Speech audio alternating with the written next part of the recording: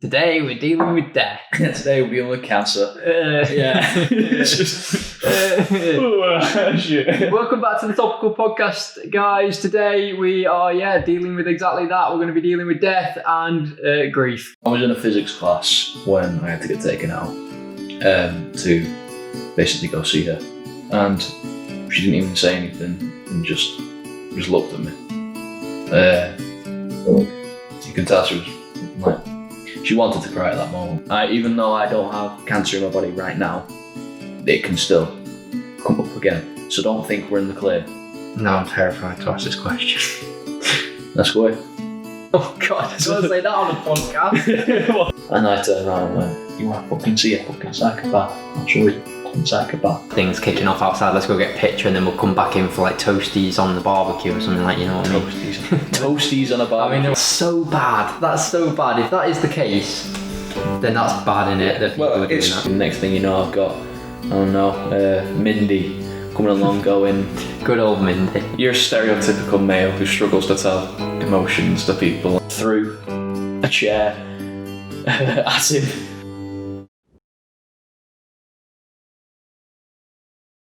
So just a quick warning before we start. Today's episode is going to be dealing with some sensitive themes and probably some bad language. I say probably. Yeah, most definitely. Most certainly bad language. Yeah. So if you're not really up to it or you don't really want to deal with the bad language because you're a pleb, then go away now, I guess. Do you normally insult your viewers? No, anyway, so today we are discussing death and grief, which is something that most people, if not everybody, has to deal with at some point in their lives. Unfortunately, today our guest has had to deal with it a lot earlier than he should have had to. And so today I'm joined by Alex Longbone. And I think that's a very good place to start. Let's discuss that name. My last name, Longbone. So, I mean, we went to the same high school. Yeah. That was a fun experience. I think you definitely got the shitty end of the stick there, because my name is Ben Thomas Robertson. Yeah. And obviously anybody that knew my middle name was Thomas, I got called Ben. But for that, there was a small majority of people I called you Ben without knowing your I think most people just called me Ben anyway, just whether they knew my middle name or not. I mean, it's Ben, well, T at the end of it. He's got a YouTube channel. There's probably something going on there, let's face it. I mean, I faced enough backlash from the YouTube channel, but not many people knew my middle name. Yeah. Everybody. I make out like you're a celebrity. My middle names, yeah. Alexander James Ellis Longbone. So not a fun timing. No, I think you get a lot of like name call. Well, usually just Longbone, child. When you've got a name like that, though, you've sort of got to embrace it, I guess. Well, it's not exactly a bad one. It could be worse. My name could be Smallbone. I know someone called Smallbone. Oh my God, that would be worse. Yeah. He looks very similar to me as well. Oh, well, he might be related. Hopefully not. I don't like him. There's probably reality. There's probably worse names out there. Yeah, there's. Here we go. We're going to get into those. Probably you can get all sorts. You can get like I don't know, just words mashed together and spat out in it. Like I don't know, fanny liquor. There is. There's literally like. We could really get into detail on like the worst possible names right now. I can't like everybody watching this doesn't know Alex, right? I've got one. Oh no. I picked the worst person to bring this topic up with. Nicholas Gurr. Nicholas Gurr. What's short for Nicholas? Nan, tune out now. I don't know what I've just said. No, because you said the full. Oh, Nicholas. Yeah, you said the full name. Nicholas Gurr. I'm not saying that. I'm not saying that. No, you can't say that one. Figure that one out. Oh my God, I almost said it. That was going to be it. Cut the podcast now. We're wrapping it up. We can't carry on. Climate and all that. Treading on thin ice. It's all right. I did the swear warning. I did the sensitivity warning. That one's probably blown out of the water. That's cancelled on like episode 3. Brilliant. We made it far. We're supposed to be like in between media and the news and sit somewhere there. But we're just talking about naughty names. Nicholas, yeah. Let's crack on with what we actually came here to talk about. Yeah. About 40 minutes later, but whatever. So About 20 minutes. yeah, I just want to check with you just on camera, just before we get into it, and I just want everybody at home to know that you are comfortable. Yeah, I'm comfortable at this.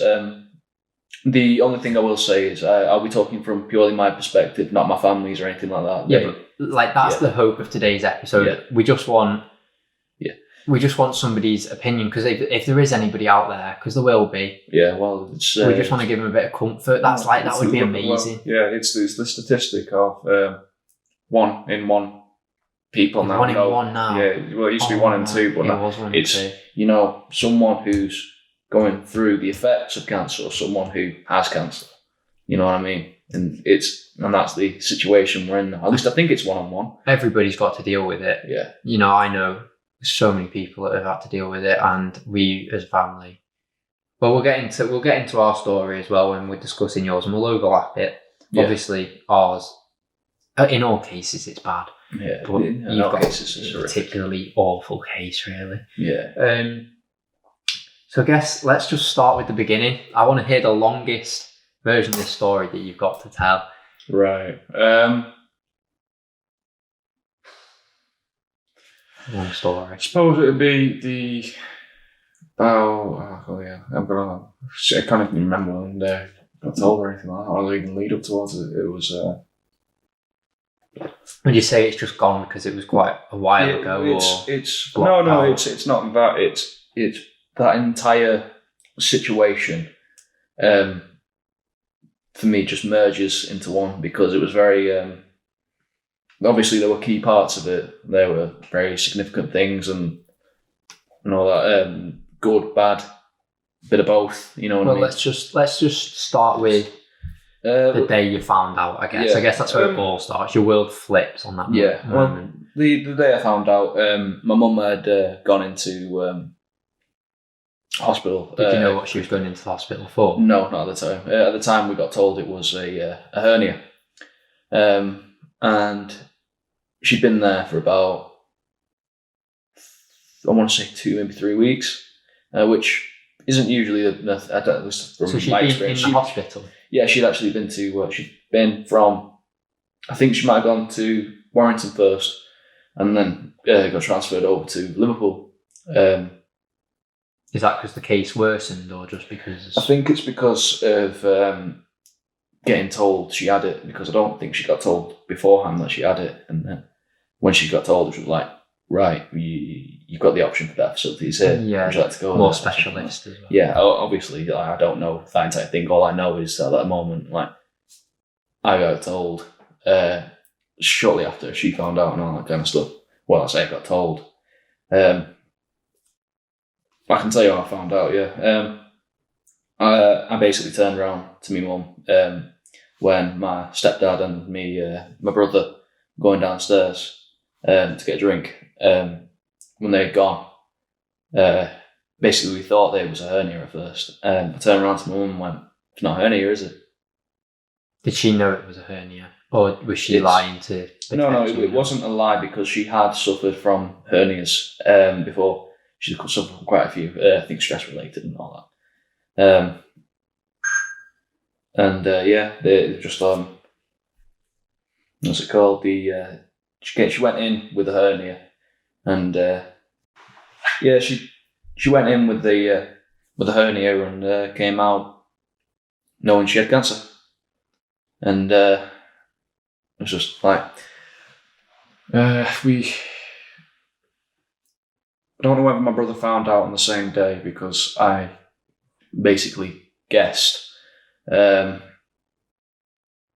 or whether he found out a few days or a week after or something like that. Just whether, found out the right way to say it without him turning around and going, "Something more's going on there." I mean, that is so did you tell him? I didn't tell Isaac, no. What an awful it wasn't thing my- to have to tell somebody. Yeah. I mean, you said you figured it out then. Well, So- it was one of those. It's because my mum had hernias before. She hadn't been in hospital for that long. For one, it was either a severe one or something more. Yeah. And it was something more. It was pure. It really was just pure guesswork on my behalf. So It's not nice, is it? no, it was a horrible situation. Obviously, you've got to stay somewhat strong in the moments, but it's very difficult. I can't imagine that. I remember going out of. Oh my god, my dogs are so disrespectful. They're going off in the background. No, that's fine. I'm gonna go and lock them somewhere. For God's sake, man, he's talking about something important here. You'll get Peter on your case. Oh my god, let me go and shut them. Jesus, man, I'm trying to have a serious conversation here. Put the double barrel away. Sorry, mate. I can't remember what I was saying. Interrupted you. Right, no, it's fine. I understand because he was a bit of a distraction. So you saw it coming, and then obviously you got to. Oh yeah, no, it was. I was going to talk about that aftermath of finding out. He must have found out. I'm sorry, I'm getting sidetracked in my own head. My brother must have found out on the same day because I reacted like this on the same day. Were you in school on the day? No. It was Christmas holidays. So did you take time off school, or you have to keep going in for quite a while, don't you? Yeah. No, it's until it gets to a point. No, at that point, I wanted to stay in school as much as possible. Keep your mind. It was a distraction for me. And so I just put my head down. Is that always at the back of your mind though? Can you ever get it out like when that's happening? Is it? Yeah, it's always there. It's like you'll have short-term distractions and bits that turn around, like you turn your head around and go, yeah, you know what, I'm doing all right now, and then it could last for about 5 minutes, and next thing you know, you're like stomach just sinks again. Yeah. It's just remind. I can get that. It was like at the time, which was really fucking unfortunate. Sorry, you gave the swear warning. It's fine. because we in biology, we were learning about cancer. So it was like, did you understand it before? Or was I knew things about before because my granddad had it, and my grandma as well had breast cancer. I don't know which cancer my granddad had, if I'm perfectly honest. I've heard 2 things so far, and I'd rather get the facts right with that one, rather than turn around and go, "Oh yeah, he's got this one," and then my grandma turns around and goes, "No, he didn't." Grandma's watching the pod. Of course. No, I don't even think she knows how to use a laptop recently. Like, no, she does. She uses a laptop for like banking and stuff. I just don't think she'd go on YouTube or Spotify or anything like that. What are we on? We're on Spotify, YouTube, both iTunes, all the streaming services. Oh yeah, we do it all. Deezer. Actually, I don't know about Deezer. Is Deezer still a thing? I don't actually know. I think it changed. We're going to get sued here, Alex. He's going to search it. I actually got... no, Deezer's a thing. Oh, brilliant. I've still got it on my phone. Well, we'll be streaming on Deezer then. So you've got the aftermath, and that's that you find out. Yeah. First thoughts on finding out. There's not much you can think in that situation. It's as soon as you hear the word cancer come out of someone's mouth, whether it's, a doctor or a relative or whatever, you can't. It's like hearing, a death sentence, really, because. That's how I found it anyway. It was. It's a difficult one because at the end of the day, even though most cancers are curable, there's still a lot of taboo around it. And because you don't exactly know much about it unless you've learned about it from school or gone out your way to learn about it. It's one of those, when you initially hear it, you don't know what to think. You just hear it and, your heart sinks, but you can't be seen to be upset in front of them because at the end of the day, they're the one that has it, They're the one that's going to be fighting through the majority of the battle. You're just going to be there going, go, go, go, like that, It's bad. You got to take. You can't really say it's credit, can you? You got to give credit where it's due. Give yourself some credit, because it's. I will say, it's not. Not everyone has to go through that. No, it's a horrible situation to go through, and I did well for. Honestly, at the time I was probably less stable up here, but I did well to come out of it more stable, especially considering she passed away, which we'll probably come on to later on in the podcast. Should really not be saying this with a smile on my face. It makes me seem like an utter psychopath. You know what? It's how I'm coping. But it's also like it's good to get it out. Yeah. And I'm sort of sat here smiling because it's nice to just hear the story as well. This is the thing as well. When I'm smiling, I'm not going around going, yeah, she had cancer. I'm not doing that. I'm going in my head and I'm thinking about little stories that I could probably tell you of just stupid stuff that had happened in my household. I'll tell you this one. I think I've told you before, but I'll tell you for the podcast. My mum once bought a cherry pie when we were living in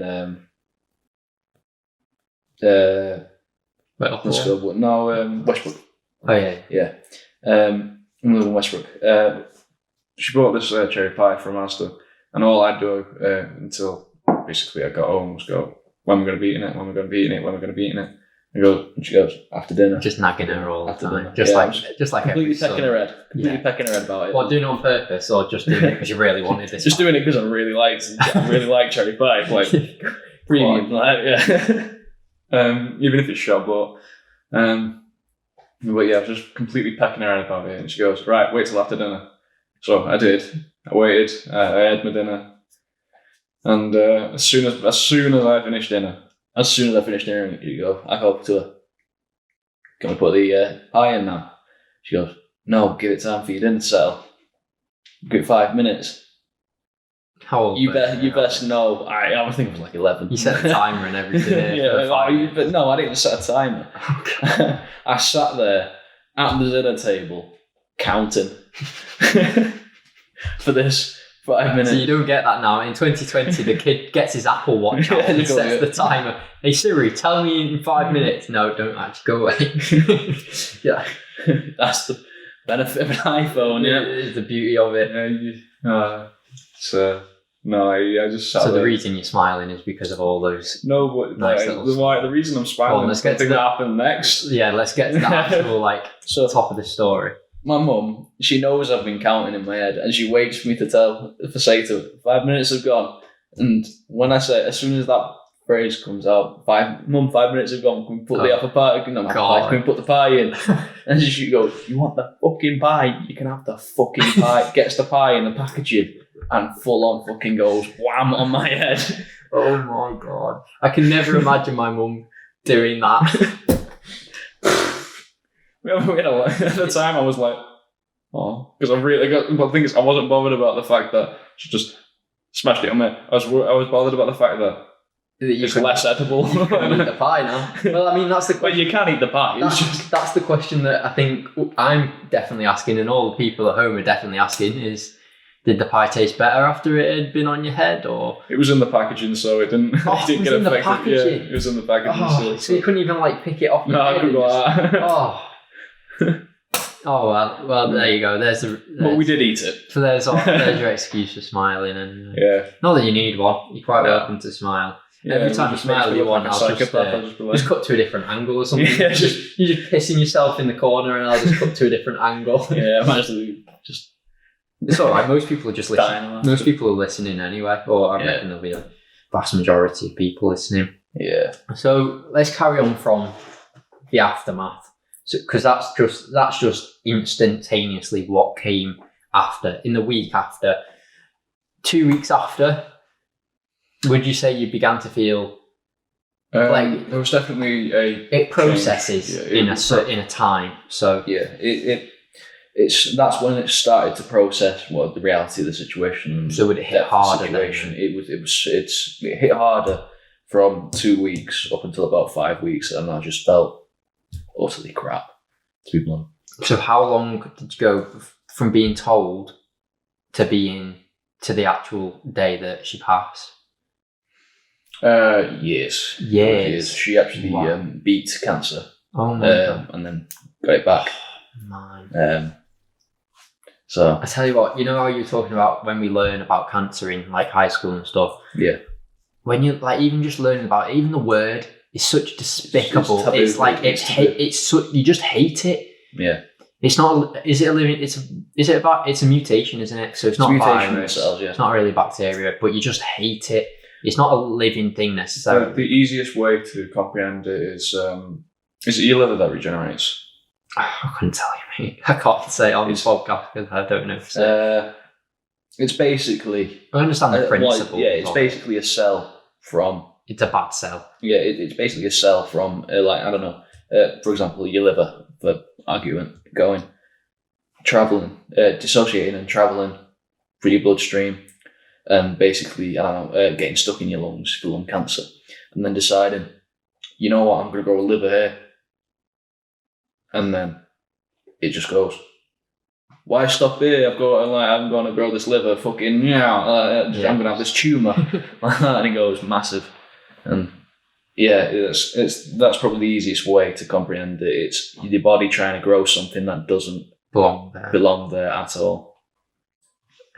So yeah, you do just hate it. I remember we talked about SAS, Who Dares Wins. Oh yeah. Well, they did a celebrity cancer version of that, and in each episode. They run a story, so you'd say Alex's story, and they run that story and they tell you about this real life event.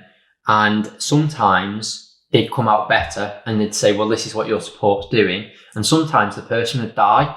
And by the time I got to episode 5 in the series, and they started playing this one, I was like, I can't watch it. It's not fair for me not to know the outcome at the end. Like I have to watch this entire 5-minute story. It's a real life story. It's heartbreaking. I can't imagine what it'd be like to go through it. Yeah. I'll stick links in the description to all the cancer research and all the different things so you can go ahead and donate. Yeah. But it like those stories, when they tell you those stories, and he just left. So. Like that's what they want. They're doing a good job because that's what they're doing. They want heartstrings. That's what they're doing. But it's just shit. It's just so shit. Yeah. Very sort of. Right, let's move on. So yeah, 2 years passes, or let's say a year passes. Yep. Year 11 comes around. GCSE year. You find out your mum's got cancer for the second time. Is this now? Year 11 is when she passed away. Yeah. Is that at the start? Because you went enough of the year before it happened. I think it was about halfway through. About 6 months all the way through because of the day, and then it was about 3 or 4 months before we took our GCSEs. Oh God, it's come at such a terrible time as well. Yeah. Couldn't have come at a worse time. I did all right, all things considered. You're really bright, Alex, to be fair to you. So, I'm bright when I want to be. Yeah, that's what it is. You smash it, aren't you? So, if we go from the second time you found out, that's what makes it worse, because if I put myself in your shoes, which obviously I can't do, but just you can empathise to a certain level. So because she's recovered the first time, she beat it the first time, that gives you hope the second time as well, doesn't it? Yeah, you definitely get a bit of hope, because you're thinking she beat it once, she can definitely do it again. And she's proven that she can do it again. And she's proven that she's done it before. Yeah, capable. Yeah, she's capable of doing it. And obviously, it's not just her. And like, there's chemotherapy, radiotherapy. I don't know. All the doctors and nurses. Nurses, the entire NHS. All sorts of things like. Swear they say some diets help with it. There was rumours about THC oil, weren't there? Saying if that might help it. Yeah, cannabis. There's done loads of rumours about cannabis. That's the conversation for another episode. Yeah. Drugs, entire conversation for another episode. Can't go on about drugs, but yeah. Well, so carry on. Yeah. But so it's second time comes round. Second time between being told the second time, did you figure it out again the second time? She was just honest with us. Straight away. It was like, but she was honest with us when she was cancer free, and she said, right, even though I don't have cancer in my body right now, it can still come up again. So don't think we're in the clear. Because at the end of the day, it's got to be, I think it's like 5 years. They run checks, my dad's just finished. I think he's just had his last couple of checks now. There you go. But yeah, they go back for ages. And that's the best way to do it. They start it, I think, weekly or every 2 weeks, and it just expands out until it's like once every 6 months, and then eventually you go and you do the last one. Yeah, it's just so. How long between being told the second time and then actually passing away? I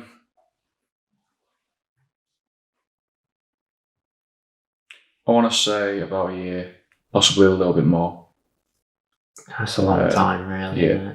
Isn't it? It's obviously I might have my time frames wrong because, as I said before, some of it all just blurs into little bits. Like it was quite a while ago as well. It was 2-3 years ago.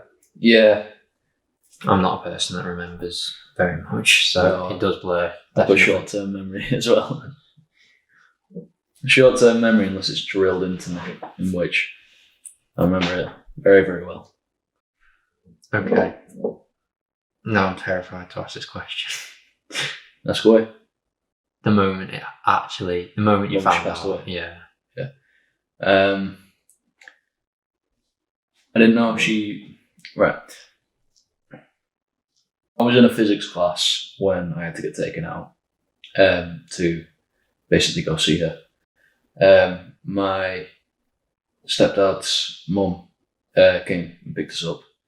And the second I saw her, I just went, she's looked there for the worst, hasn't she? And she didn't even say anything and just looked at me. You can tell she was like, she wanted to cry at that moment, but like she was keeping things calm. Funnily enough, it was at the front. My brother was walking past to go to PE, and he was like, "Isaac, we know you got changed. Get changed again." It's just all the small little details as well that just that most obviously it's bad, but it's even worse having your brother next to you and he's younger. You sort of have that responsibility to. Yeah, it's you got to look after your younger brother, and as much as you try and take him away from certain parts of that, and it's not entirely your decision. At the end of the day, it's mum's decision, dad's decision, parental figure's decision as well. And I think we all handled it correctly, especially orientated around Isaac. Like he knew what he needed to know, and what he needed to know was exactly what was going on, and he dealt with it. How old was Isaac at the time? So I was about... I'm 18 now, so...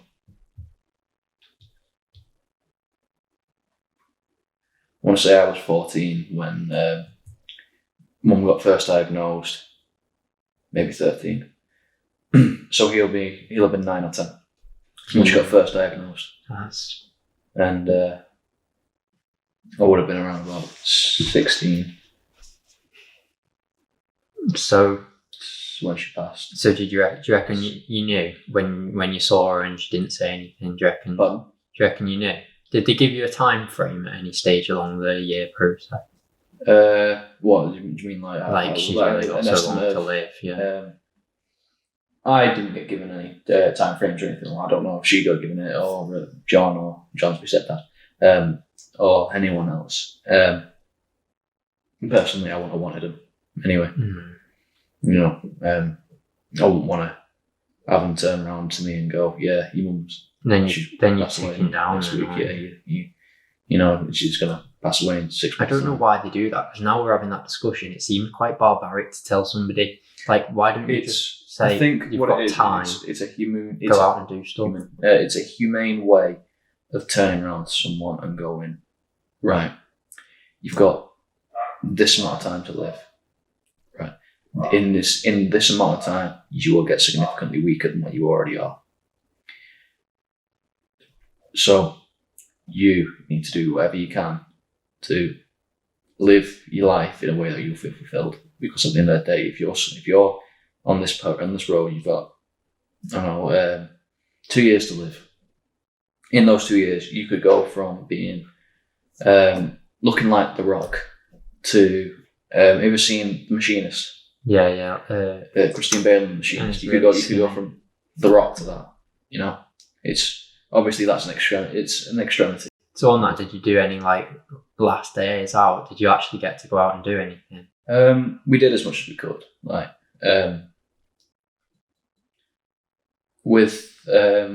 I got taken out of physics, on my day she passed away. So Remember it well. Yeah, too well. I remember about halfway through my visit to St. Rocco's, that's what she was, St. Rocco's Hospice. About halfway through it, I got really angry because of the whole situation, understandably, and booted a wet floor sign across the hospice. Not like you, that. No, not at all. Not like me to lash out in violence. At inanimate objects, not people. The cameras better watch out. Yeah. No, it's just so I don't get put on some list as right, yeah, he's prone to violence. Right. FBI. Tell you what, Korea was watching us with the sniper last week because we were making comments. In the coronavirus episode, yeah, they're watching us again now because the FBI are on you. Yeah, so all sorts of social services and. We'll get into that after the break about your reaction, especially in school. Yeah. Interesting to talk about. And we'll discuss some coping mechanisms and what helped, what made it worse, what people's reaction to you was then like. And we'll also discuss whether you believe in an afterlife, and because that's an interesting one. Yeah. And also whether you think people are taking their life and their livelihood for advantage. Should we really realistically be saying, wow, this is amazing, let's take every day? Is it like every day is absolute gold, diamond, more precious than anything else? Save my response for the actual moment that you asked that question. Just I'm there biting my tongue. I know, I'm just like, well, that's all coming up in the second half. But for now, we're going to take a break and we will be right back to hear the rest of Alex's story and discuss some really interesting talking points after this break. Hopefully you're all still with us. Thank you. This is a very interesting conversation. I think hopefully it will help. Having as much fun as you really can. I know you can't about the situation. It's not exactly fun, but I like the idea that it could help somebody else. Yeah, that's the main driving point at the end of the day. It's nice and long anyway, so if anybody needs just something to listen to, that's what I always use podcasts for, just something to listen to, just to chill out. We're going off track again. So we will be back right after this quick break.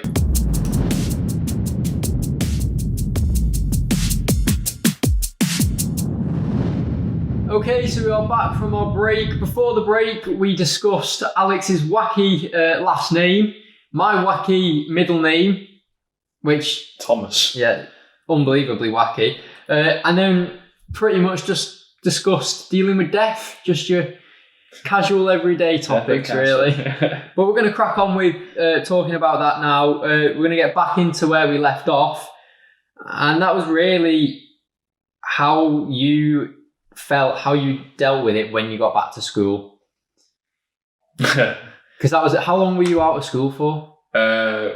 After the death, or after the death? Because they took. Did you take yourself out, or did they say take time out? I took myself out. I basically turned around to school and went, "Yeah, I'm not going back in for a while." And they went, "Why?" And I turned around and went, "Mum's died." What did they say to that? They can't say anything. They was like, right, okay. They like, yeah, take as long as you need. Sorry for your loss and stuff like that. Yeah, you get a lot of that. Okay. I want to know if there's a specific teacher. We won't name them on air, but I want to know who that was later. We won't name him on air. Or you can say it, I'll bleep it out. Or I won't. We'll see. Well, did they do a good job? What, the teacher? Yeah. Well, my form tutor obviously found out.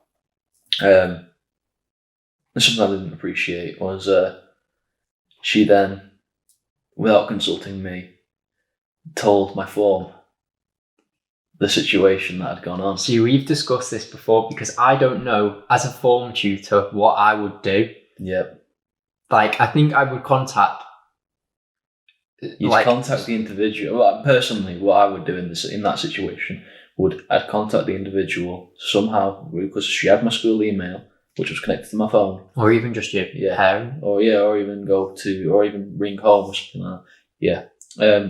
She had the ability to, consult me, consult my parents, and turn around and go, right, do you guys want people knowing so they don't turn around and be like and say something by accident? In which, if she said that, I would have gone,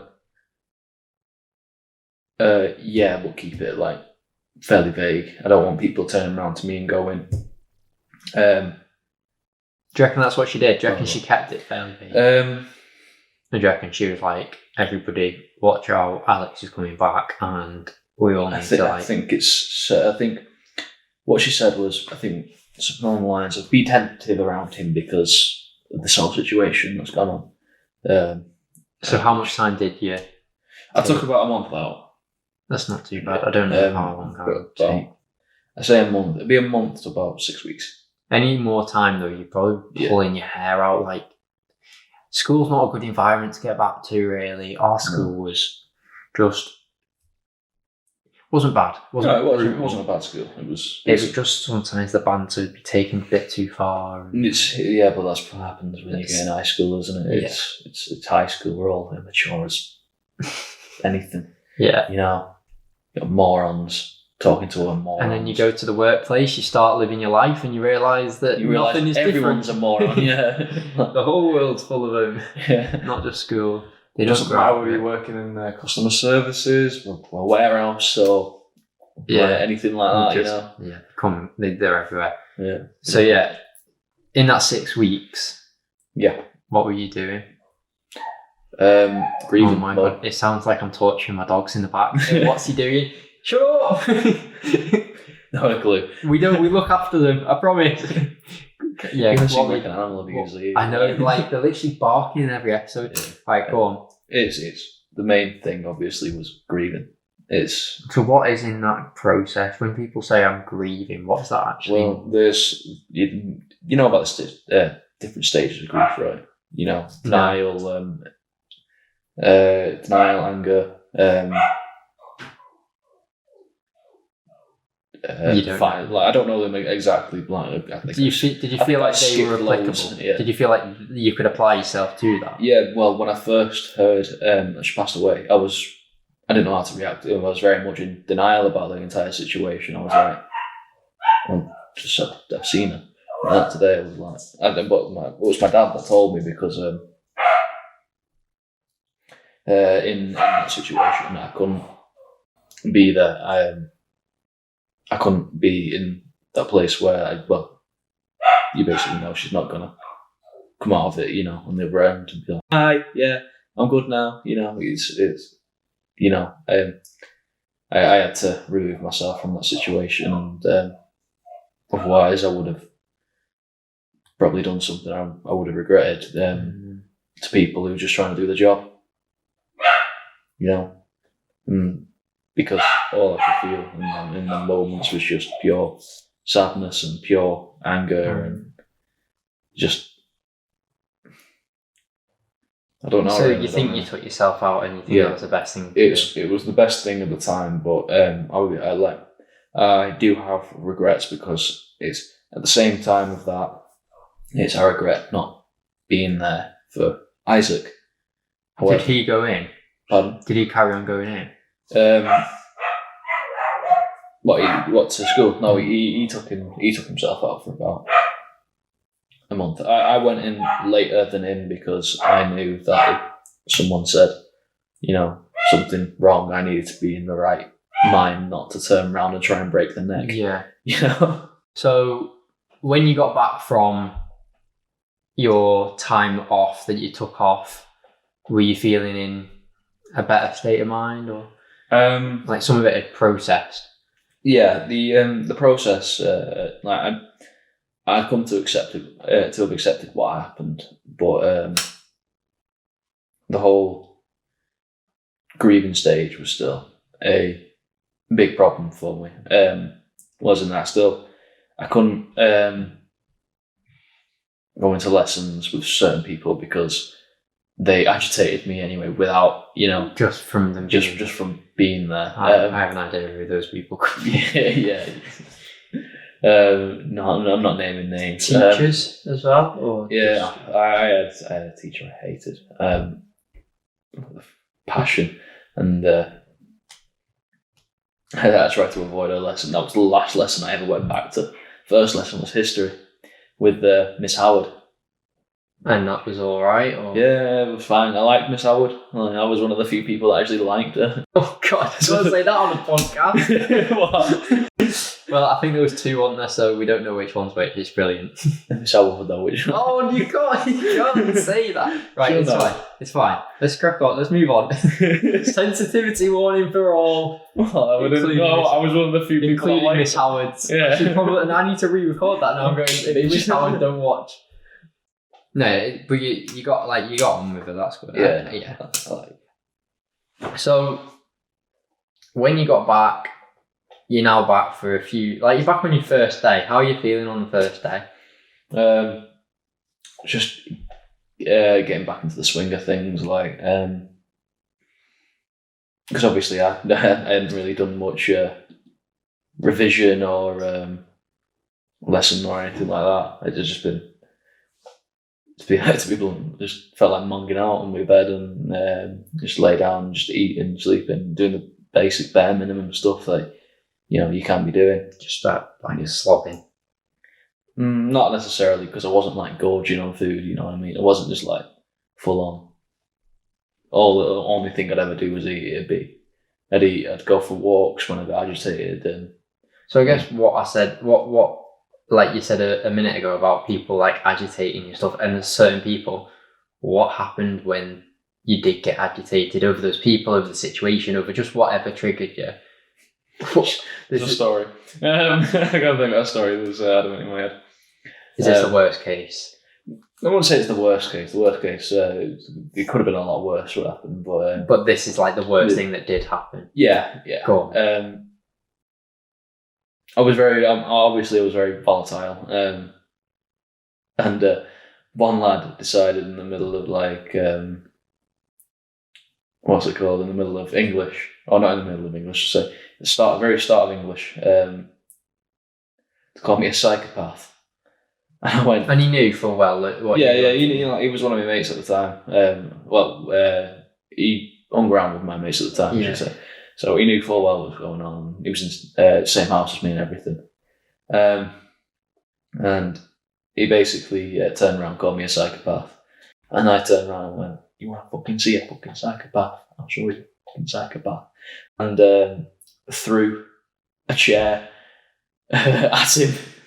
And that's verified. That story's verified. Yeah. I know that happened. And when I was going for him, I wanted to hit him. Damn. And my teacher basically went, "Did the chair hit him?" What? Did the chair hit him? I think it barely, just missed, but Did you mean it to miss? No. I was going for his head. Well, yeah, no, Not the most aerodynamic of things, those chairs. No. Should have thrown like a stapler or like a sellotape or something. A sellotape wouldn't hurt, but if you got the stapler just right, then you just opening it, like just going through the air, like straight. Just whack a staple to this forehead, yeah. So that was the worst. That was the worst thing that ever actually happened. What about like the people? Because I remember you mentioning in one of our chats previously about people coming up to you and trying to support you. Yeah. Obviously, with mates and all that, and people who knew me, it was understandable for them to be coming up and being like, I'm sorry if you lost. I'm sorry if there's anything you need, just give us a shout or anything like that. But like, it's hard to know as a mate what to do in that situation. Yeah, it is. It's very difficult. How to approach it. Yeah, but my other mates that I don't remember at the time what they did and what they offered me and everything like that. It was very admirable by them because like I wouldn't know what to do in that situation. I'd be like, I wouldn't know what to do in any of these situations. I suppose you just sort of, when it happens, you improvise. You let life live and you just do what you can in that time. Yeah, you just improvise. But the people that weren't mates? Yeah, I had people who I'd never really spoken to, like, ever, coming up to me and going, yeah, man, I'm sorry for your loss, if you need anything, just give us a shout. And I'm like, at the time I'm going, okay, yeah, but in mind I'm going, who the fuck are you? I mean, is it at that point, is it everybody knows that Alex is feeling this, and it's like an attention at that point, thing. everyone's there, like, everyone knows, oh, Alex's mum passed away. It's like the Black Lives Matter thing's kicking off outside, let's go get a picture, and then we'll come back in for like toasties on the barbecue or something, like, you know what I mean? Toasties on a barbecue. I mean, there wasn't I don't know where I was going with that, but you get the idea of what shrimp on the barbie. you get what I mean by that. People are just doing it because to make themselves look good. With certain people doing it for that's so bad. That's so bad. If that is the case, then that's bad in it that people are doing that. Most of the thing, it's in nine times out of 10. No, are we on about like the Black Lives Matter? Oh, no. I was just using it as like I don't know why. It's just a recent example, I guess. Yeah, but like it's because there were celebrities going out, taking a picture, and then literally come back in and making themselves look good, even though they had no actual interest in what the protest was about, and that's where the simile came from. It's with regards to my situation it was like 9 times out of 10 they would be meaning well. They would be meaning you can come over, have a chat, but then you'd have people who'd just be saying it to say it. You know what I mean? Like it's just one of those people are fake for real. People are fake to your face and then say things to your face whether they don't mean or they don't want to say, but they'll say it anyway because it's the right thing to do. I think that's where your friends come in though. Yeah. Because that's where you need truth and well, it's like when I was friends. Pardon? There's enough people that have fake friends though. Yeah. Imagine having a friend that doesn't tell you when you're being a knobhead or something like. Yeah. Well, that's what I appreciate from my mates that I've got. Like, if I'm being a knobhead, they'll turn around and go, right, stop it. You're being an absolute dickhead. And I'll go, fair enough. And I'll probably stop what I'm doing, or I'll be more of a dickhead and press on further than what I'm doing. So did those people make it worse then, do you reckon? The people coming up to me just out of nowhere that we didn't really know. I wouldn't say it made it worse. It was just more of an inconvenience because at the end of the day, I'm there trying to do my own thing. And the next thing you know, I've got Mindy coming along going. Good old Mindy. I don't even know Mindy. It's just the first thing that popped into my head. Yeah. You got Mindy going around the corner and going, if you sorry for your loss, thank you. If you need anything, just give us a shout. And I'm like, cool. I'm not gonna ever go to you for anything, but cool. Yeah. Like that. What a weird thing. What a weird way for people to approach. Like, it's just. It's the thing when you talk about it wasn't necessarily the sympathy side of it. I'd prefer people to try and empathise with the situation rather than give you sympathy. Yeah, I dislike sympathy anyway. I'd rather people be like, be honest with me. Then just say something like,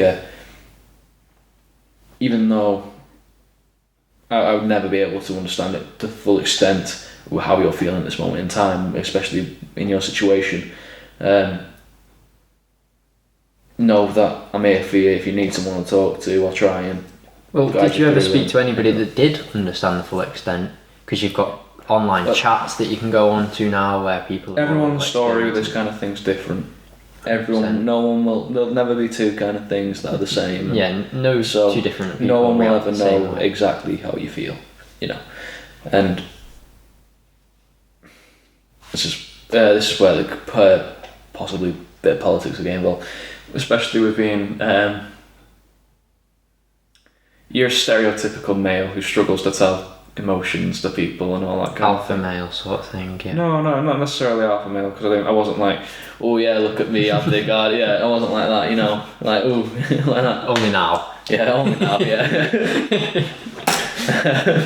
No, it was because it was more along the lines of I've never allowed myself to cry. I hate crying. Anytime I feel like crying, I will suppress that shit deep down in me and try and hide it until I can't anymore. I think it's good. It's good to have a cry. Yeah. Oh yeah. I acknowledge having a cry. I don't know why. It's amazing. It just goes. It releases something when you do it. It's a matter of fact. I know I should cry. I know I should let myself cry, and because it's perfectly natural. It's normal human behaviour, to be blunt. Yeah. The not allowing myself naturally. to it. It's the social thing of it. I'm not allowing myself to cry because of how I seem to other people. That's not your fault. That's a societal issue. Yeah. That ain't your fault. I don't think crying should be such, especially in it should be normalised. Yeah. It should be normal. Lads should put an arm around each other when someone else starts crying. 100%. And if you're the lad that's causing somebody else to start crying, then lads should start putting a fist through your face. Yeah. Nah, but yeah, I'm in agreement. You should start picking, not put a fist through your face, but you should definitely start picking on the kid that's picking on everybody else. That's what. Yeah, bully the bully. That's exactly what it is. Give him a taste of some medicine. We're going well off topic again here. Yeah. So, what made it worse then? If the people, if they were was there anything that made it worse? Nothing ever really got made worse. It was people were very tentative about it and very understanding as much as they possibly could. Yeah. Be just respectful. Yeah, it was, and that's what I appreciated. It was when the disrespectful nature, being called a psychopath. That's where the inconveniences came because I was very volatile. These are kids as well. Yeah. But at that age, I feel like I was mature enough to. I would be if I was your mate, or I can't. We went to the same school. I can't even remember knowing about this. To be honest, I can't even remember finding out about it or anything. It's just one of those one day it got out. You, it's just not me that. I definitely wouldn't have approached you. I wouldn't even know what to say. No, you said people used to come up to you and say, "I know how you feel." Oh yeah. Oh my god. Yeah, I know how you feel. That was a sentence. To be fair, that's the sort of thing. If I wanted to come up and say something to you, and I was if I was the sort of person to come up and say something to you, and I came up and I was I don't know what to say. I know how you feel. I just stop in the street and I know how you feel. Yeah, it's just the worst thing. It's the first thing you want to say. But yeah, in them situations, I'm having to bite my tongue and go, do you fuck? No. Yeah. Of course. Unless even when you've been in that same situation, no two people feel the same way. No two people react the same way. It's like me and my brother. We went through the exact same thing, but he dealt with it very differently to where I dealt with it. He dealt with it by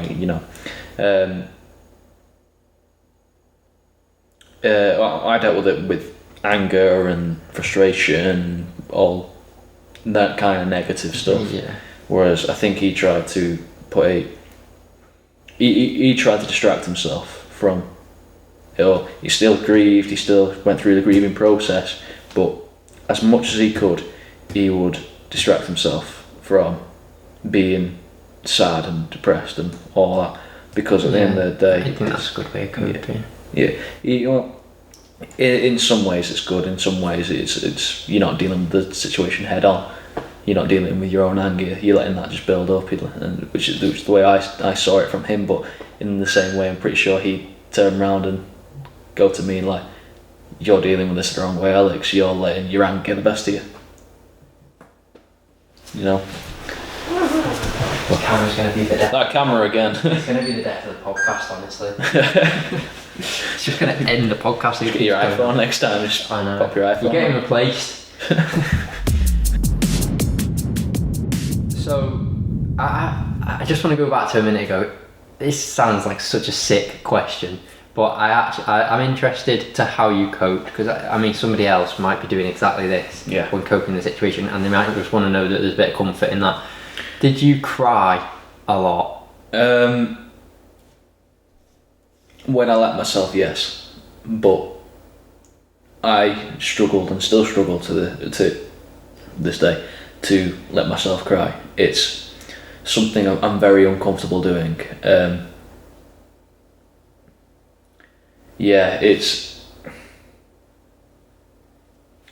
Crying was a bit of an issue for me, but like the way I let my emotions go and dealt with my emotions was I changed them as much as I possibly could to something else, usually negative, usually brought out in anger, which is why I started to cope. I started with boxing and teaching myself like MMA and all that. These are essentially distractions as well, though. Yeah, they are distractions, and it's ways of turning this, negative emotion that I'm feeling, and like, so I'm not going around. I'm not, my dad's not annoying at me, so I'm not, and I'm not throwing hands at him. You know what I mean? Like, it's I'm turning around and going, yeah, you know what? I'm gonna let the shit out of this punching bag for 10, well, that's 15 good. minutes. That's definitely good. Like, it's brave to be able to do that, and that's, you just answered my next question, honestly, because if I'm perfectly honest, I don't think there's anything brave about what being violent. There's no bravery about it. But the bravery comes when you're taking such a negative, and changing it into doing something more productive. It's not necessarily, because I wouldn't say it was productive. What I'd say is that it was just, instead of letting my anger be built up and outletting it on people, and the people I cared about, it was taking it and turning it and going, yeah, you know what, put it on that object there, or better than somebody's face, though, innit? Yeah. Like, still better than somebody's face. Better than you killing somebody or something like that, just because eventually you just. And the bravery for me would come in through the crying, through the letting yourself feel. There is a like lot. you can. Like, there is, especially from It's very brave. Men nowadays. Maybe not so much nowadays. More so when we were in school, but it still holds the same thing for a lad, especially, that deal with that I can't cry, and like, you so can, and just try it, because it makes you feel so much better. If you're in your room by yourself and you just do it, it still makes you feel better. You don't have to be surrounded by everybody. You can bite your tongue or whatever for the time being. 100%. Well, funnily enough, the only time I ever really can cry about that kind of thing is I had a 50p coin I've got at home in my pocket at the time, and throughout that entire day I was just messing around with it, and I won't let myself cry about that entire situation unless I actually have this thing in my hands. And it's weird. It's a weird coping mechanism, but it's just how I've dealt with it. I suppose they come out the woodwork, though, these weird coping mechanisms, when you put in a situation like that. Yeah. As humans, we've become so attached to the people around us as well, and it's a damaging situation, really, and you do need things to cope with it. So what else would you say? There's any other like interesting stories or anything that like helped you cope? 50p is interesting. Yeah, 50p is interesting, but A lot of it was just You can't focus on every intricate detail of the bad. It's changing. It's going from that more pessimistic mindset of everything's bad, everything's going to go wrong, like that, to more optimistic approach. Instead of looking at, yeah, she's gone, but she's no longer in pain. Nothing can get worse for her. She can't. She won't be. There's always two sides to look at it from. Yeah, there's You've got to pick the side, yeah, essentially. just like a coin. Oh, Heads or tails. well, yeah. Wow, that's all come together so nicely, Alex. Almost as if you planned that one. No, I did not plan that one. It was impulsive. I mean, I've got some scruffy notes. That's it. That's all we've got for planning this episode. Yeah. But wow, I think they're wise words. Definitely wise words. And that's not just for that circumstance. No, I think most people with any situation tend to stick on the negatives. It's so easy to stick on the It's negatives. human nature to focus on the negatives because the negatives are the thing that go wrong. it's no one focuses on something that can go right. You can do 99 things right and do one thing wrong, and you'll still turn around and go, but I did that wrong. Yeah, literally, like your comment section can be full of like 1,000 really nice comments. You get one bad one. And You get one guy saying the N-word. You or like you're like that you're one scum. That one dislike. Oh, there you go. I'm gonna find you. Which you never can. Oh, Yeah, like might just go through now and dislike all your videos. somebody does. Somebody does. There'll be a There's a dis. By the time we get to this point in the video, there's a dislike. Somebody has disliked the video where you talk about the hardship that you went through when your mum passed away, and somebody has disliked that. Let's face it. Someone will, yeah. Someone out there, if they're still, I bet they're still watching. I bet they're like, ha ha ha! I dislike this. You're a psychopath. Yeah, no, I'm looking at you. it's a lot of it's people do things for a reaction, and that's one of the things that they're doing. Like, I couldn't care less when somebody dislikes my video. It's just a funny. It's a thing you can on your screen, your phone screen, or your Just a button you click on your mouse if you're on your PC or whatever. It's or just anything funny, that. isn't it? Like people are just idiots, man. Yeah. Yeah. So, all right, this is a really interesting one because I would not put you in a religious bracket. Wouldn't put you in like any sort. I don't think you believe in this, but I think your answers might contradict me, or maybe it won't.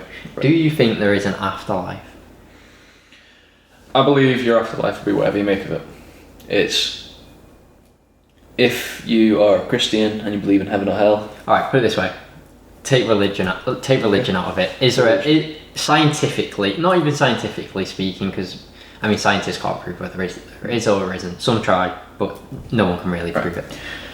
Let's go for a more scientific approach, because you're not religious, are you? No, I'm not religious. I'm more based on evidence. So let's take that scientific. Even though there's no evidence for and against, it's because there's no evidence for or against.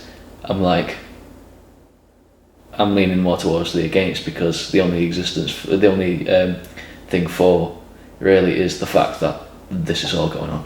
Yeah, and you wonder why this is. But there's scientific explanations for it. I mean, well. when we die, right? When you watch a fly across the room, you whack it with a book, something is dead. Yeah. What happens to that fly in the afterlife? Does that go to the afterlife? Well, it's this is what I said before. It's I believe your afterlife will be whatever you Make of it, because I don't believe your afterlife is actually what happens after your brain stops working. I believe your afterlife is what happens to your brain in those final moments of you passing away. It's your brain will take you to whatever you believe in, whatever your conscience tells you should go to. Whether, let's say, I'm bringing religion back into it, like, it's the easiest thing to Yeah, explain. it's just an example. Yeah, say you believe in heaven, all right.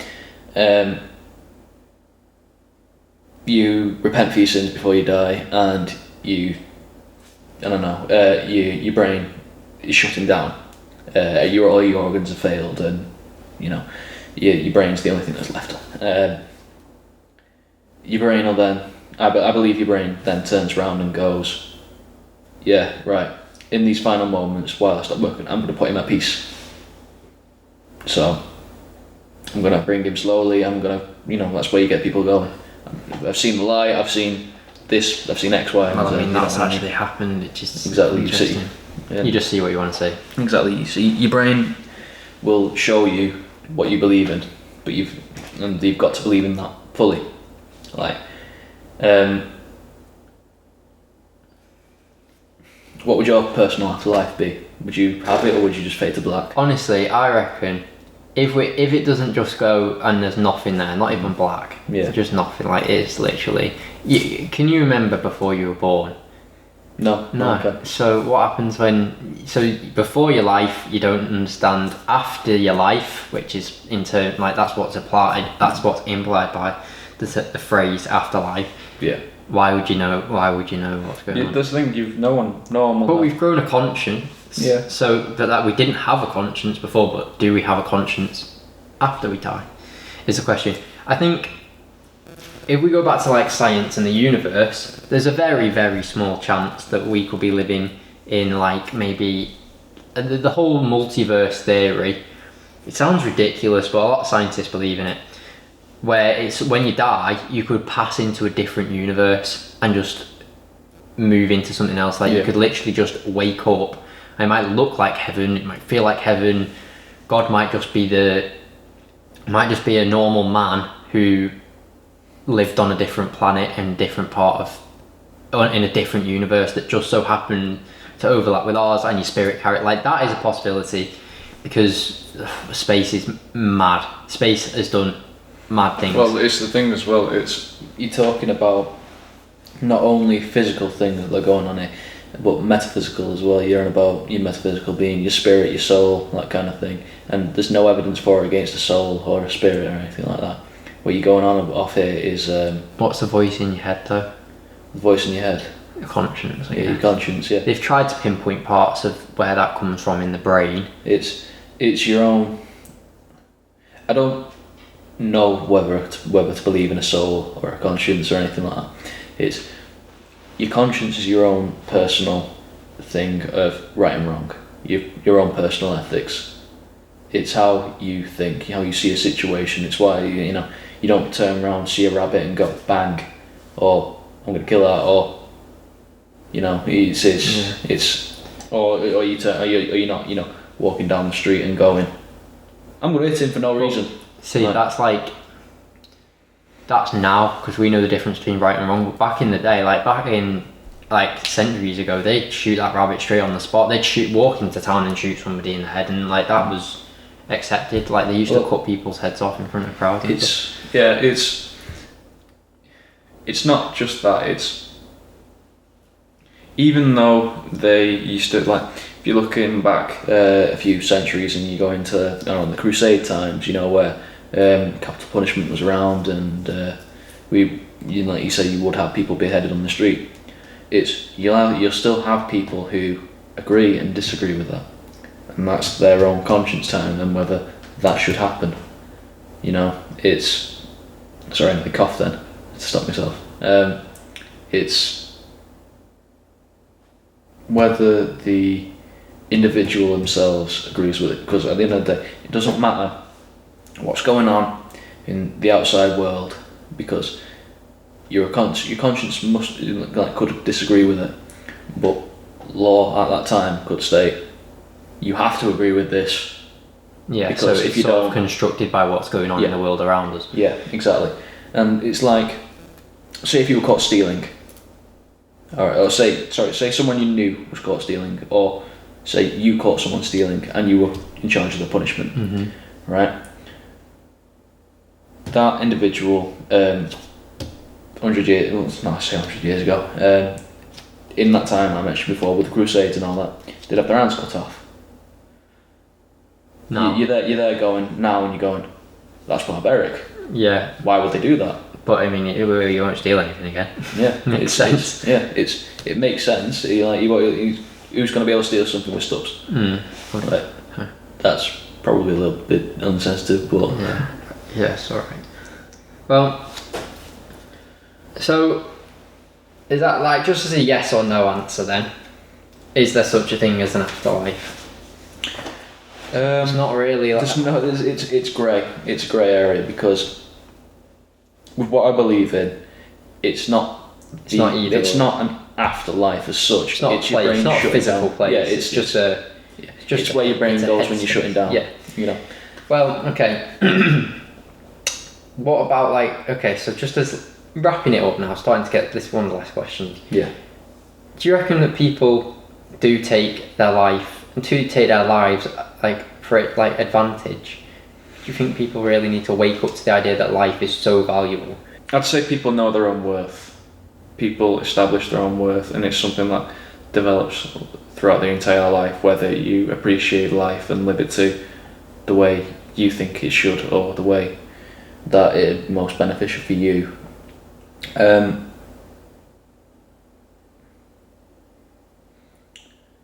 At the end of the day, It's a bit of a tricky one. yeah, it's a very difficult situation because at the end of the day you can't label. I've said that at the end of the day about 9 times. It's all right. Like this past half hour.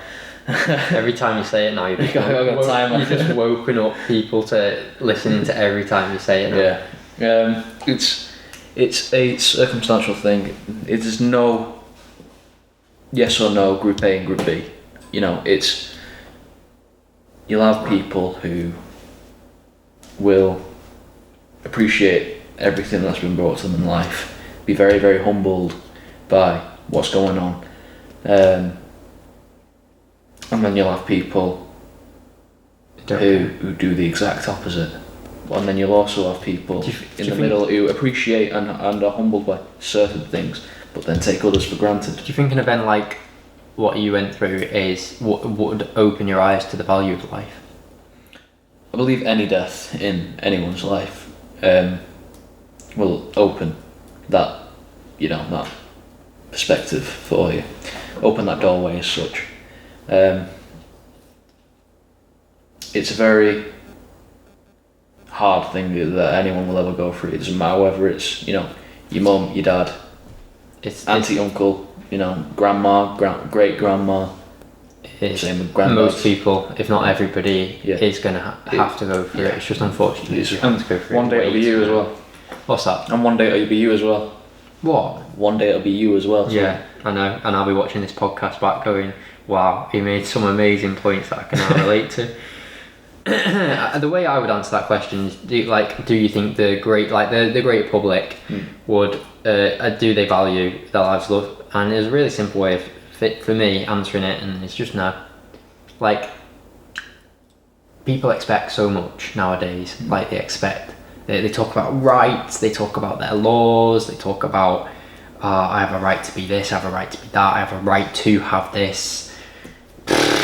Just get lost. Honestly, you've got a life that's pretty valuable, especially in the part of the world that we live in. For me, very valuable. So short, you've got a life. That's all you need, really. But are you in this perspective because we're in the demographic as such where we don't typically have to worry about that kind of thing? Because that's very interesting that you bring that up. Heterosexual white males. I'll argue certain things, but there's a point where it's people are I was talking. What I meant by that, yeah, fair enough. I'll argue for that. All for the all. Don't worry, I'm not accusing you of being all for all the rights. All for all the rights. Anything like that. The right to carry a gun, ridiculous idea in my opinion. You have a right to get basically you're saying I have a right to protect myself. I'm saying you have a right to kill somebody else. There is what you're basically saying. But this is the thing: there's 2 sides to every story. Going off a complete tangent again. Yeah, in America. It's alright. It's the end. No one cares. In America, they've got the highest gun crime. Globally, don't they? Yeah, I think so. In Canada, where you have a right to bear arms as well, about 3 people die. Yeah, but it's the mentality of the Americans. I have a right to do this. Sure, mate, you don't have a right to anything. You've got a life, and as far as I'm concerned, that gun going to take somebody else's life. You've got the power to take somebody else's life. I don't like that idea at all. Yeah. Going completely off topic there. Just to finish us off now, look at me if you want, or you can look into the camera if you feel comfortable enough. It's totally up to you. Let's have just some final bits of advice for anybody that's going through this, or will have to go through it. The only thing that I can really say is don't. It's easier said than done. It's don't let yourself spiral. As soon as you let yourself spiral, it'll be hard to stop. Try as much as you can and focusing on good memories that you've got, surrounded by the individual or individuals that you care about, because it's that'll be what keeps you in the right mind space, the right head space. And in this entire situation, it is mind over matter. It doesn't matter what you look like or what you're doing or anything like that. You'll most likely come into this situation at some point in your life, and it doesn't matter whether it's cancer or just old age or a heart attack. You know, people die all the time, and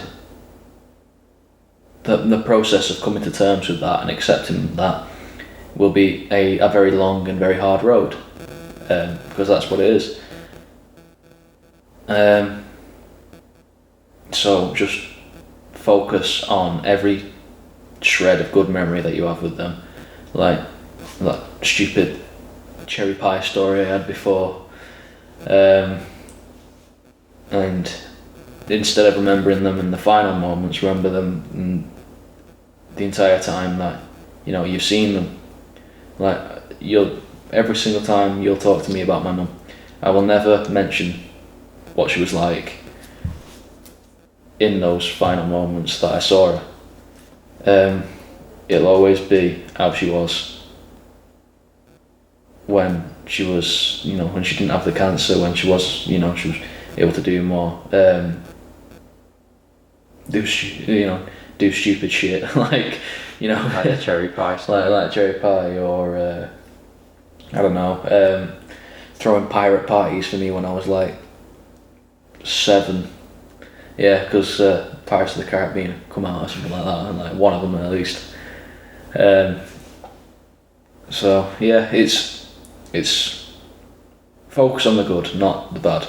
And even though it's very, very hard and very, very strenuous to do so, it would be worthwhile in the end once you get to that point where that's what you think about when you think of that individual, because it just make your life a lot easier, because you focusing on the negative, focusing on the hardships will just make everything more difficult, and that'll be what hurts you the most. Well, brilliant.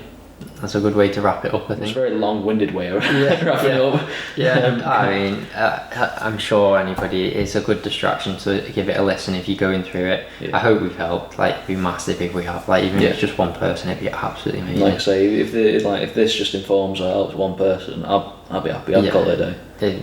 Even if it's just an interesting listen, honestly, because we've got a bit of an audience. But yeah, that's it for today. I think. We're sorted. I'll make sure to leave any cancer research links in the description, as well as Alex's social media, if you want any social medias in there. Nah, I don't really post them. Alex's social media is going to be on there, but maybe in the future if you want to come back now, they might be there. My social medias will be there, because most of the time we're covering very topical topics that are going on in the media and in politics today. And I always like to get your opinion, so make sure you follow me on Instagram mainly. That's where I'll be doing most of the voting, and you can go and vote on all my Instagram polls and stuff, get yourself involved. Also, you can check out the rest of the main channel, which has got loads of other vlogs, skits and short films on. That is it for today's podcast, really. We did cover quite a lot there. There's a fair amount. Well, that is it. So thank you very much for watching. A massive thank you to Alex for coming on and telling his story, because was it therapeutic or comfortable? You I was comfortable doing it. Yeah, that's fine. That's perfect. I just didn't want to make you feel. No, don't worry. You're not stepping on any toes or anything like that. Good. All right. Thank you very much for watching, and we will see you next time.